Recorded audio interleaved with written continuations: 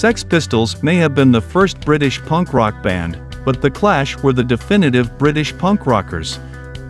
Where the Pistols were nihilistic, The Clash were fiery and idealistic, charged with righteousness and a leftist political ideology. From the outset, the band was more musically adventurous, expanding its hard rock and roll with reggae, dub, and rockabilly among other roots music. Furthermore, they were blessed with two exceptional songwriters in Joe Strummer and Mick Jones, each with a distinctive voice and style. The Clash copied heavily from classic outlaw imagery, positioning themselves as rebels with a cause. As a result, they won a passionately devoted following on both sides of the Atlantic. While they became rock and roll heroes in the UK, second only to the Jam in terms of popularity, it took The Clash several years to break into the American market, and when they finally did in 1982, they imploded several months later. Though The Clash never became the superstars they always threatened to become, they restored passion and protest to rock and roll. For a while, they really did seem like the only band that mattered. However, here are the facts about The Clash.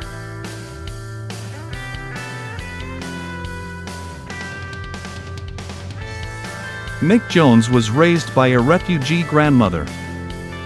According to Marcus Gray's Route 19 Revisited, The Clash in London Calling, future Clash guitarist and co-frontman Mick Jones experienced an early childhood marked with familial instability and the shadows of trauma.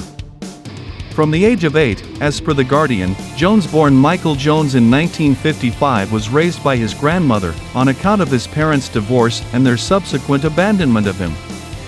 His grandmother was born in 1899 to Russian Jewish parents who fled to England around that time. In the latter part of the 19th century, Russia enacted a series of pogroms, which translates to wreaking havoc according to history, and that's exactly what it was. The state-sponsored, systemic violence and murder of Jewish people.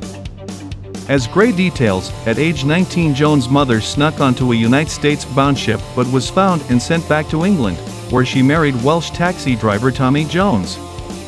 The marriage quickly grew hostile and was characterized by fighting. By 1964 they divorced. Tommy Jones moved to the outskirts of London alone, Renee Jones moved to the US and remarried, and Mick remained at the family home with his grandmother.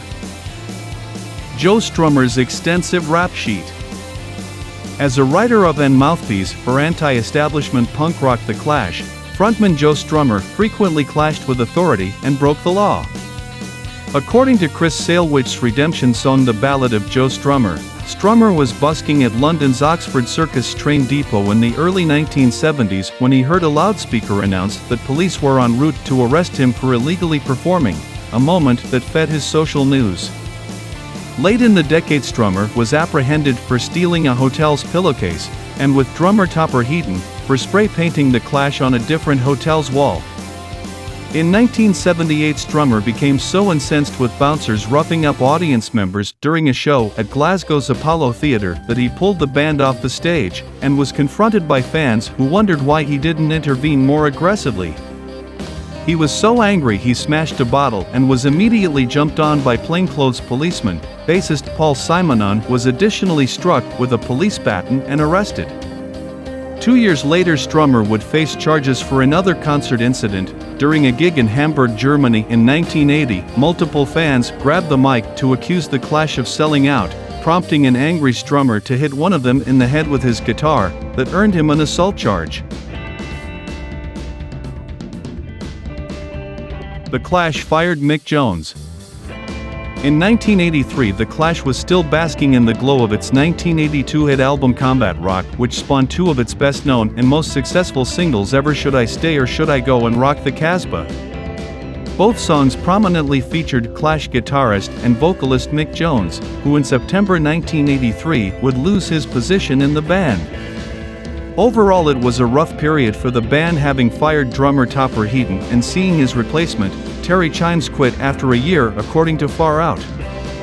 As Combat Rock turned The Clash into a mainstream success, Joe Strummer and Paul Simonon wanted to cash in with a huge tour. Jones didn't, seemingly burned out and exhibiting selfish behavior.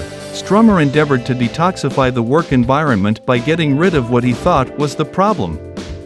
Jones was so unreliable. With the support of Simonon, who was no longer communicating with the guitarist, Strummer had him fired.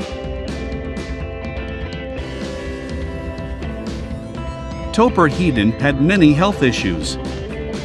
Clash drummer Topper Headon grappled with addictions to alcohol, cocaine and heroin for decades, and according to Kent Online he attained lasting sobriety in 2004, which he told The Independent was his 13th attempt. The drummer suffered from numerous other health problems related to his substance abuse or his chosen profession.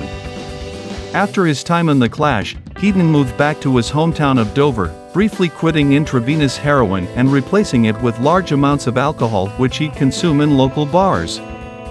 During his time, his doctor diagnosed him with hepatitis C, a viral infection commonly found among 4 drug users in the 1980s and which can lead to liver failure, which can also be triggered by voluminous alcohol consumption. Headon quit drinking so much and took up heroin again. Upon kicking drugs, he formed a Narcotics Anonymous chapter as well as a support group for people suffering from hepatitis C, and then became the spokesperson for the UK charity the Hepatitis C Trust.